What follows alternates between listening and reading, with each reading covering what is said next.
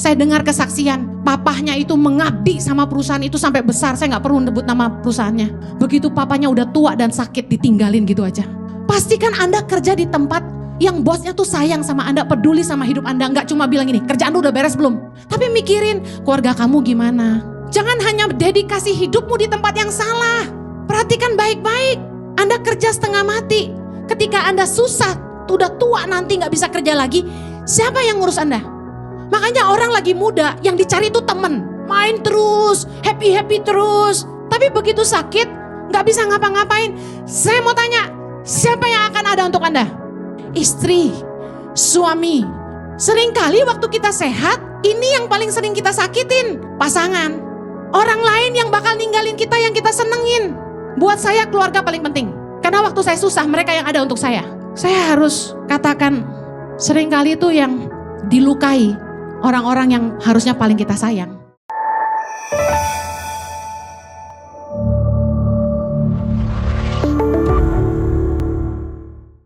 Khotbah hari ini tentang cry for help.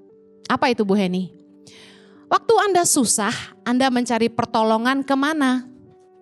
Mazmur 112 ayat 2 berkata, pertolonganku ialah dari Tuhan yang menjadikan langit dan bumi. Saudara, kalau Anda susah, nomor satu Anda harus datang sama Tuhan. Diberkatilah orang yang mengandalkan Tuhan dan bukan manusia. Katakan amin. Di zaman sosial media seperti sekarang ini, orang tuh bisa mencari pertolongan kemana-mana ya. Bisa DM pendeta, bisa DM gereja, minta tolong, bantu. Saya juga dapat banyak DM, meskipun DM saya itu dipegang oleh admin. Kadang-kadang kalau ada waktu saya suka cek gitu ya, randomly saya baca. Banyak sekali yang minta pertolongan kepada kami, entah masalah ekonomi, masalah rumah tangga. Dan belakangan ini banyak sekali masalah hutang. Nah, mari belajar. Kalau kita susah, siapa yang tolong kita? Nomor satu tentu Tuhan, katakan amin. Yang kedua, siapa yang tolong kita? Tuhan kan pakai orang-orang di sekitar kita yang setuju, katakan amin. Masalahnya gini, kenapa orang itu sampai minta tolong sama pendeta, minta tolongnya sama orang yang dia tidak kenal di sosial media? Why? Kalau rekam jejak orang itu baik, maka seharusnya ketika dia susah, orang-orang terdekat yang pasti harusnya bantu dia. Setuju nggak? Aneh sekali ketika saya melihat ada orang-orang yang misalnya dia susah butuh uang gitu ya. Dia harus sampai minta-minta kemana-mana gitu. Orang-orang yang nggak kenal sama dia. Padahal harusnya lingkaran terdekat dia dulu yang bantu dia. Nah masalahnya gini, bagaimana dengan rekam jejaknya? Saya khotbah tentang rekam jejak minggu lalu, yang belum nonton bisa nonton di YouTube. Kalau rekam jejak orang ini bagus, latar belakangnya baik, pasti banyak yang mau bantu dia. Contoh keluarga, saudara, teman-teman, mungkin gereja. Karena gereja kami membantu jemaat yang susah. Ya, ini kayak pengumuman langsung rame-rame mau jadi jemaat lagi. Nah, makanya Anda yang belum join Impact Family, Anda harus gabung dengan Impact Family. Karena di Impact Family itulah saya akan tahu masalah jemaat. Karena setiap leader Impact Family akan kasih tahu kami. Ciheni di komsel saya ada yang anaknya gak bisa kuliah. Ciheni ada anak di komsel saya yang ngalami susah bla bla bla. Ada yang sakit bla bla bla. Mereka ngumpulin dana dan sebagainya. Anda harus tergabung di Impact Family supaya lebih bisa dipelihara dengan baik di gereja ini. Nah, tapi saya pengen kasih tahu gini. Kita harusnya gak boleh minta bantuan sama orang yang kita gak kenal. Masalahnya kenapa sampai teman, keluarga, saudara, gereja gak mau bantu? Kita gak menghakimi siapa-siapa, saya akan kasih beberapa kemungkinan. Alasan mengapa teman dan keluarga tidak mau bantu. Yang pertama, mungkin mereka punya pengalaman yang kurang baik dengan orang ini. Contoh, Udah sering dibantu Bu Heni, tapi itu gak pernah bayar lagi. Tolong deh bro transfer duit ke rekening gue, mama gue sakit. Aduh nyumpain mamanya sakit. Padahal gak sakit, bohong. Transfer deh bro, besok gue bayar. Besoknya kapan? Besok. Besoknya? Besok. Gak pernah bayar. Jadi orang kapok gak mau pinjemin lagi. Coba Anda bayar, Anda pasti dipercaya orang. Mungkin karena malas. Gak mau kerja. Siapa yang mau bantu orang kerja, setuju? Kalau kerja pun gak sungguh-sungguh. Males-malesan. Mentang-mentang saudaranya bos katanya. Orang yang rajin, kerja keras, jujur, tekun, berintegritas, setia, excellent. Saya yakin tidak mungkin susah. Gak mungkin susah. Orang kalau sampai susah cari kerja atau keluar masuk kerjaan itu pasti ada masalah, betul gak? Track recordnya gak bagus. Makanya Anda kalau kerja di satu tempat tuh jangan sebentar-sebentar. Harus punya track record yang bagus. Minimal 2 tahun ke atas. Kalau Anda gak bisa komitmen di satu tempat, orang juga takut rekrut Anda. Karena untuk training orang tuh susah. Pasti banyak orang yang ingin mempekerjakan orang yang berguna. Katakan amin. Kalau Anda tuh berguna, Anda tuh rajin. Bayangin ya, volunteer di gereja ini. Enggak dibayar aja, excellent kerjanya. Gimana dibayar? Anda bantuin keluarga, saya udah pernah khotbah ini. Anda yang gak punya kerjaan, bantu keluargamu dulu. Kasih waktu cuma-cuma asal dapat makan, kan lumayan. Buktiin kamu bisa kerja. Kalau Anda bisa kerja, orang lihat Anda pasti dibayar. Orang yang berguna gak ada yang nganggur, saya percaya itu. Orang yang excellent gak pernah susah cari kerja, katakan amin. Nah orang kenapa susah? Mungkin karena malas. Ketika orang tua masih sehat, kuliah main-main. Udah gede, umur udah 22, 23, 24, 25, gak mau kerja. Main game terus di rumah. Saya kasih saran ya buat orang tua yang anaknya gak mau kerja ya. Matiin internet di rumah. Berhenti kasih duit jajan, biar dia tobat. Bu Heni, dia kan bisa ke kafe, ada wifi. Kan gak ada duit buat beli kopi. Jangan kasih duit lagi, jangan pasang wifi di rumah. Bu Heni kalau saya gimana? Handphone kamu yang pasang wifi, rumah gak usah. Didik anakmu, umur 22 ke atas, lulus kuliah gak mau kerja, berhentiin internetnya. Biar gak main game lagi. Saya ngedoain ibu-ibu nangis sama saya, umurnya udah, maaf ya udah 60-an, anaknya bujang 1, gak mau kerja main game melulu. Kalau saya sih, jangan kasih duit, putusin internet. Yang berikutnya, ini kenapa ya kalau ngomong tuh galak banget padahal saya gak maksud loh. Ntar viral lagi. Heni sabar. Kalau ngomong tuh jangan penekanan-penekanan gitu loh. Oke, kenapa sih orang-orang terdekat gak mau bantu? Mungkin karena gaya hidup yang konsumtif. Ya, gayanya keren tapi bokeh. Boros, uang dipakai buat foya-foya. Uang dipakai buat ngidupin pacarnya. Untuk gaya, keluarga ya pasti gak mau bantu, betul gak? Ada orang yang pura-pura kere kalau ke keluarga, aduh bantuin saya dong, bantuin saya dong. Tapi kalau anaknya ulang tahun, pestanya gede banget. Bagi goodie bag mewah-mewah, katanya lu gak ada duit, betul gak? Katanya gak ada duit, tapi posting di sosial media, foto steak, chicken Caesar salad, wah, pasta, aglio olio with prawn. Favorit saya, cabai 5. Dengar baik, kita kalau susah, di sosial media harus sama dong. Jangan ngomongnya lu susah, tapi sosial media lu gaya. Pakai baju mewah. Kalau Anda susah, tuh jual barang branded. Sepatu, baju. Apa tuh? Kan lagi musim apa tuh? Jual baju bekas namanya apa? Pre-love. Apa sih istilahnya jual baju bekas itu? Rip. Ya itulah. Susah amat. Thrift ya? Ya itulah. Saya gak tahu loh, kalian hebat nih zaman ini. Ada gak yang mau beli baju bekas saya? Haleluya. Jadi kalau gak punya duit, jangan mengemis. Jual dulu apa yang kamu punya. Kerja. Turunkan gaya hidupmu, jangan boros. Jangan makan di luar, jangan ke mall. Karena mata kita tuh rakus. Apa yang kita lihat kita mau beli. Kalau yang gak bisa tahan diri, jangan ke mall. Jangan follow sosial media yang shopping-shopping tuh. Kalau lagi pengiritan, lagi nyicil utang, jangan shopping terus. Bentar-bentar parcel nyampe, teman-teman bentar paket nyampe. Siapa ayo yang suka belanja gak karu-karuan, akhirnya jadi sampah di rumah. Ayo, anak Tuhan harus bijak mengelola keuangan supaya tidak jadi batu sandungan. Katakan amin. Jangan jadi benalu buat teman-teman sama keluargamu.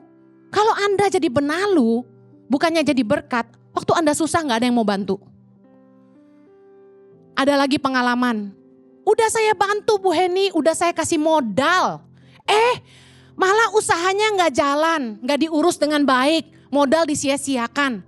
Buka kafe yang jaga anak buah katanya gitu. Nah kadang-kadang orang suka gak tahu diri sih ya, udah dibantu bukannya sungguh-sungguh. Kemudian, udah pernah Bu dikasih kerjaan tapi males, malah jadi aji mumpung, mentang-mentang dibantu. Banyak gak yang gitu? Amsal 28 ayat 19, baca sama-sama yuk. Siapa mengerjakan tanahnya akan kenyang dengan makanan. Tetapi siapa mengejar barang yang sia-sia akan kenyang dengan kemiskinan. Ayat 20, orang yang dapat dipercaya mendapat banyak berkat.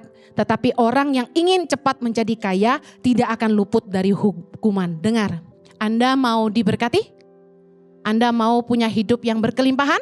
3 hal ini. Yang pertama, kerjakan tanahmu. Artinya apa? Kerjalah sungguh-sungguh. Anda tidak akan kelaparan. Orang yang mengerjakan tanahnya kenyang dengan makanan.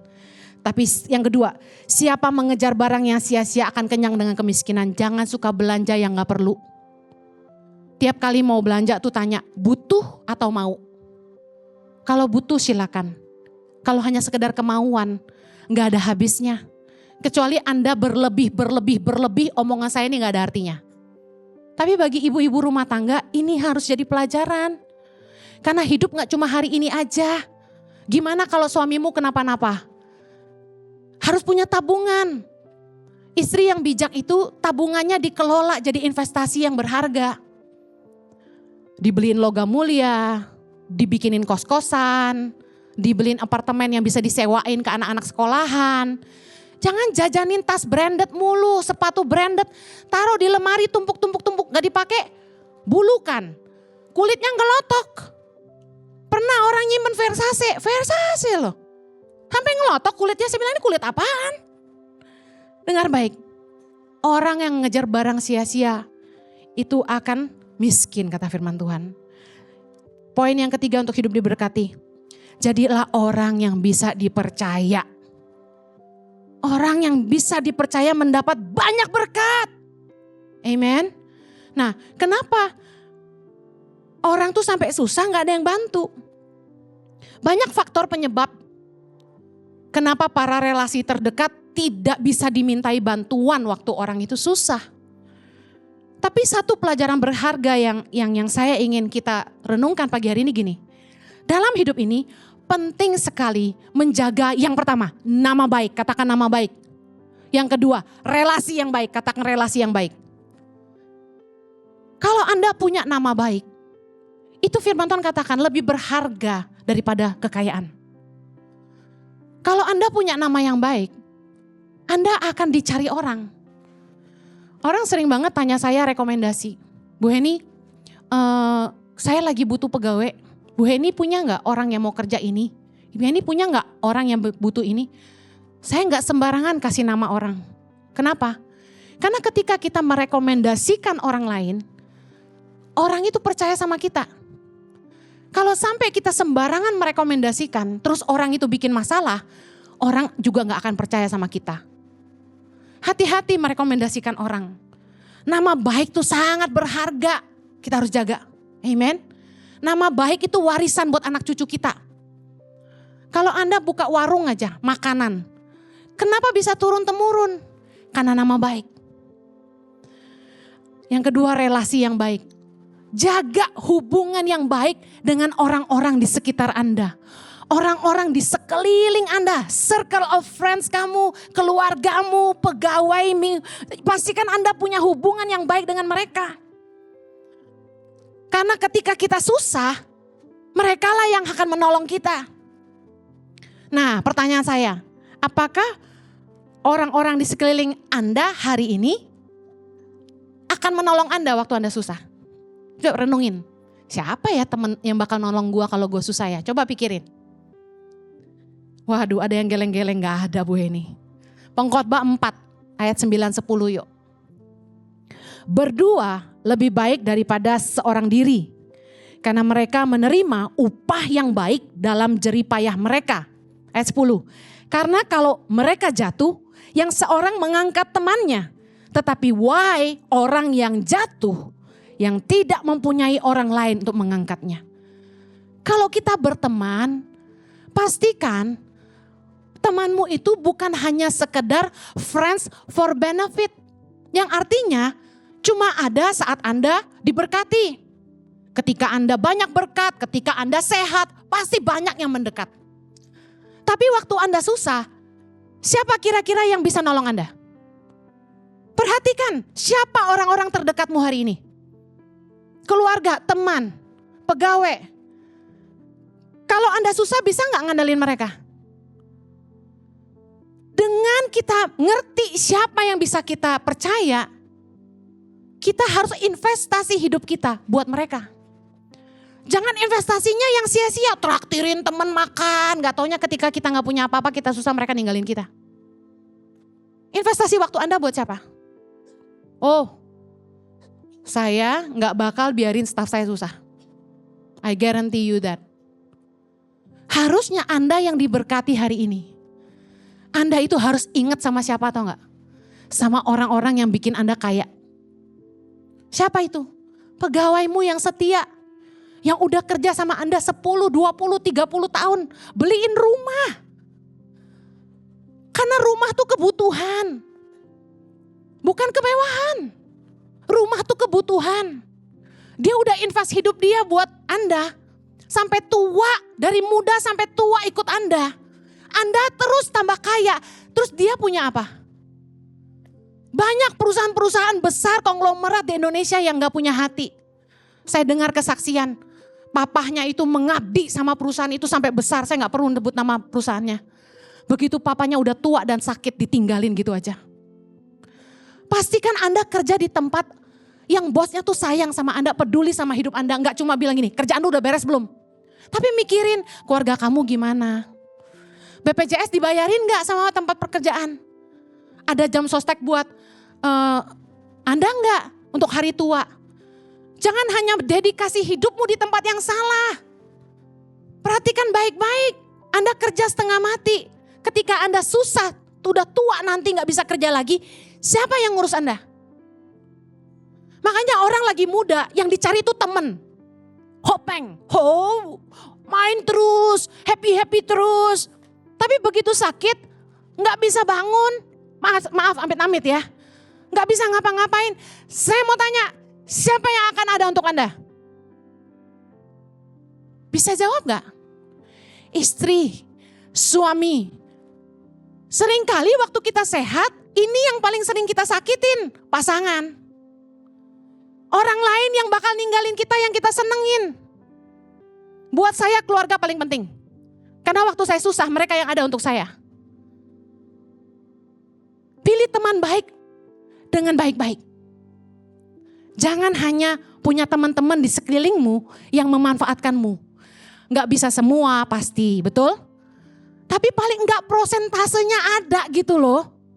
Lebih banyak mana yang manfaatin kamu atau yang benar-benar sayang sama kamu? Yang sayang sama kamu tuh berani tegur kamu.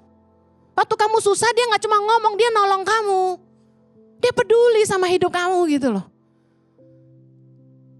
Saya harus katakan, seringkali itu yang dilukai orang-orang yang harusnya paling kita sayang.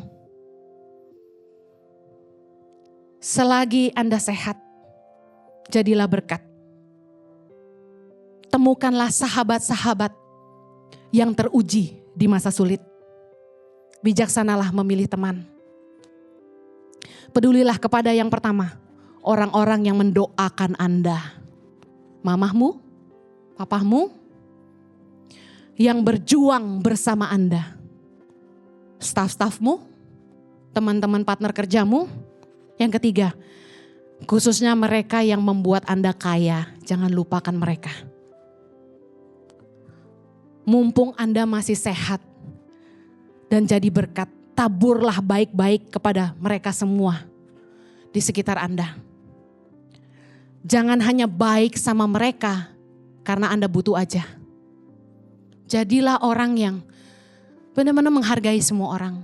Satu kali ada gereja besar, terlalu besar malah. Ada kasus yang saya nggak bisa jelaskan secara detail karena Anda pasti langsung tahu nanti kalau Google.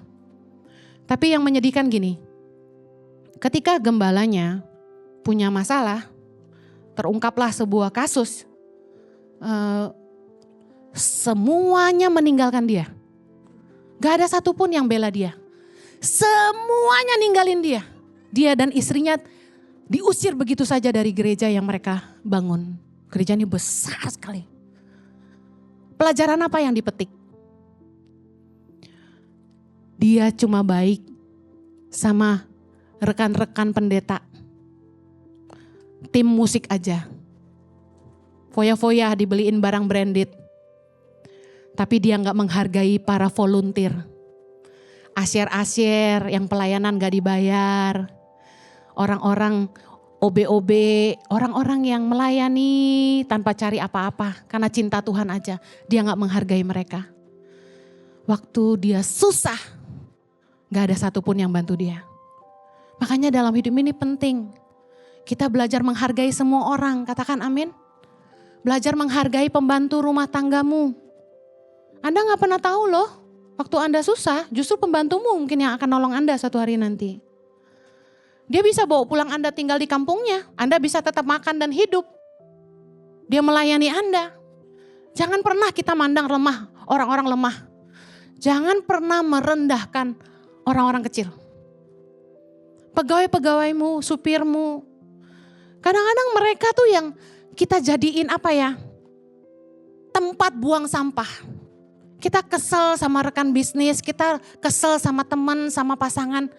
Pembantu yang dimarahin, supir yang dimarahin. Padahal mereka itu yang luar biasa harusnya buat kita. Nggak ada mereka, nggak ada Anda. Anda mau buka toko, siapa yang urus anakmu? Nggak ada pegawai-pegawaimu, siapa yang mau bekerja buat kamu? Mari belajar menghargai semua orang, jangan baik sama orang karena Anda butuh aja. Ngerti, katakan amin. Ayub 4 ayat 8. Yang telah kulihat ialah bahwa orang yang, baca sama-sama, membajak kejahatan dan menabur kesusahan, ia menuainya juga. Jangan menabur yang tidak baik kalau Anda ingin menuai yang baik. Katakan amin. Ada seorang anak yang disuruh sama mamahnya untuk pinjam uang ke rentenir dan pinjaman online. Saya tanya buat apa? Untuk kebutuhan hidup. Mamahnya boros. Dia bilang mama saya gak bijak Bu Heni. Sekarang dia gak bisa bayar hutangnya. Anak perempuan ini DM saya dan minta kami bantu bayar hutangnya. Saya gak kenal anak ini. Dan saya bilang gini, kenapa keluargamu gak membantu? Kenapa teman-teman gak ada yang membantu? Ya karena begini modelnya. Pinjam uang untuk foya-foya, siapa yang mau bantu? Dengar baik, pinjaman online tidak boleh digunakan untuk hal-hal yang konsumtif. Makan, liburan, kendaraan, pakaian. Jangan beli HP, beli sepatu, liburan ke Bali pakai pinjaman online. Jangan pernah. Coba jadi jemaat yang berhikmat. Sebelum Anda berhutang atau meminjam kepada siapapun, pikirkan akibat dan resikonya. Hutang harus dibayar. Dan bunga pinjaman online itu sangat besar. Pinjol memang mudah, tapi Anda akan tersiksa. Anak ini stres banget karena gak bisa bayar hutang. Dia sampai kontak semua YouTube channel pendeta-pendeta. Gak cuma Ici aja. Dia DM ke semua pendeta, semua gereja. Dan satu-satunya yang meresponi dia cuma saya. Saya bilang, Saya bisa bantu lewat tim kami. Jadi saya dari awal Tuhan kasih visi untuk punya gereja. Tuhan bilang layani jemaat dalam 3 hal. Yang pertama, jemaat kita harus menjadi saksi di marketplace. Karena banyak orang Kristen tuh malas. Makanya ikutlah seminar-seminar tentang marketplace yang ICI adakan lewat program Level Up yang dipegang oleh Pak Rizal. Yang kedua, kita harus menang dalam keuangan. Makanya kami buat seminar-seminar keuangan di Level Up. Yang ketiga, kita harus jadi berkat di rumah. Makanya kami buat program marriage and parenting. Sebentar lagi kita akan punya program pemuritan parenting. Dan itu hanya dibatasi 30 couple satu bed. Karena jalannya bisa 3 bulan. Kami ingin pastikan tiap keluarga sehat di tempat ini, amin. Nah saya rindu bagi Anda yang terjerat hutang. Anda bisa kontak admin ICI untuk dibantu oleh tim Level Up. Untuk dibimbing bagaimana caranya keluar dari hutang. Untuk itulah fungsinya gereja ada, kami bimbing orang. Tapi jangan ngarepin kami tutupin hutang Anda. Lah lagi Anda berhutang, Anda pakai buat apa? Kalau Anda ingin dengar lebih banyak tentang jerat pinjol, tonton ibadah 1 tadi pagi, saya khotbah tentang jerat pinjol. Anda bisa nonton nanti malam di YouTube. Anak-anak Tuhan harus dengar khotbah itu, ya, karena terlalu banyak anak Tuhan yang berhutang. Dengar baik, kita harus bijak mengelola keuangan supaya kita nggak jadi batu sandungan. Jaga nama baik, pastikan Anda punya relasi yang baik, investasikan hidupmu buat orang-orang yang kamu tahu dia pasti menolong kamu kalau Anda susah. Cara yang paling bijak untuk siapa yang layak mendapatkan kasih kita adalah bertanya pada dirimu. Kalau kamu susah, siapa yang nolong kamu? Amen. Dan mari kasihi mereka. Taburlah kebaikan buat mereka. Mumpung Anda sehat, mumpung Anda banyak berkat. Mari kita tutup dengan doa. Bapa di sorga, kami bersyukur buat siang hari ini. Kami berdoa agar setiap kami boleh menjaga nama baik, boleh menjaga relasi yang baik dengan orang-orang di sekitar kami. Buat kami bijaksana untuk memilih siapa orang-orang terbaik yang kami harus investasikan hidup kami. Ajar kami untuk mengandalkan Tuhan lebih dari segala-galanya. Diberkatilah orang yang mengandalkan Tuhan. Berdoa supaya Tuhanlah satu-satunya di tempat pertolongan kami. Jawaban dalam hidup kami. Tolong umat-Mu Tuhan dalam setiap permasalahan dan pergumulan mereka, kami percaya Engkau setia. Pencobaan-pencobaan yang mereka alami gak akan pernah melebihi kekuatan mereka. Tapi Tuhan setia, Tuhan pasti kasih jalan keluar. Terima kasih Bapak. Berkati umat-Mu Tuhan dalam usaha dan pekerjaan mereka. Supaya mereka yang berhutang, mereka bisa melunasi hutang-hutang mereka. Dan belajar jadi bijak mengelola keuangan. Demi nama Yesus. Amen.